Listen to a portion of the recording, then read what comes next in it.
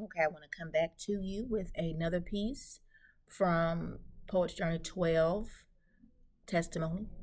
And this is the signature piece. It's entitled By the Word of Our Testimony. Put my little glasses back on so I can see. Giving honor to God, who is the head of my life, a hand raised to point to the morning light. We gather in the shadow of the elders' old songs, in mother's cadence strong and steady that song has carried us along. A family formed by testimony, by sorrow turned to praise. We speak the small and sacred things that describe the good and bad in our days. We speak to show the glory, to point the eye above, to stitch our private wounds into the fabric of God's love. Each voice tells a story, a living ledger of mercy, rescue, grace, a map of where we stumbled and where we one day found our place. By the word of our testimony, the scriptures call us near. Our stories kindle courage, and they also dispel the night of fear. One rises, names God first, the head, the source, the guide, giving honor to God, the opening by which we all abide.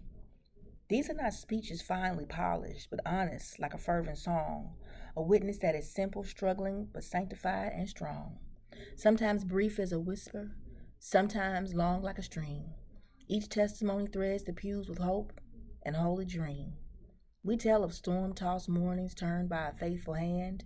We tell of debts dissolved, of healing, of finding promised land. We give account of ordinary grace, and many times on ordinary days. It's like a cool cup of mercy, a neighbor's unexpected praise. From chains unbound to children's laughter, we stand, we speak with intentional banter.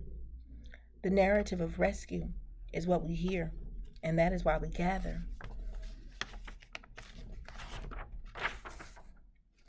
A story from hospital to home, a story about the prodigal child who finally returned home. Clap once for the witness, clap twice for the God who hears this. The congregation rises, hands, feet, and some with tears. Praise break like thunder, spontaneous and sweet. This is where bodies celebrate the Savior with holy, stomping beats.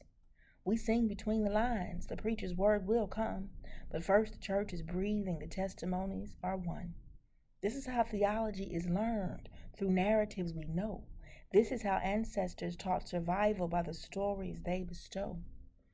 Our theological imagination takes shape in rooms like this, in rooms where testimony names the cost and remembers bliss. It binds identity and memory, a lineage of praise, a living, breathing archive of God's unfailing ways. Sometimes the time grows shorter, the rhythms may slightly change, yet even in new songs, testimony finds a way to range. When services trend towards solitude, we keep the circle tight. We turn personal triumph into a community victory like a brightly shared light. Impact is translation. Private struggle becomes a powerful art. Every spoken miracle and tear restitches every heart. We stand to testify. We are overcome by the blood and word. We lift up what was broken. We declare the healed will be heard. Our testimonies are banners, small, sincere, and true. Each one a sign of the way God moves, saves, and makes all things new. So give honor, give thanks, let voices rise and never cease. In the spoken sacred testimonies, we find grace and we find peace. Okay? Okay? You gotta have a testimony. You overcome the devil by the blood of the Lamb and the word of our testimony. So I want you to keep yours. Whatever yours looks like, keep your testimony. I am Taomi Ray. Thank you.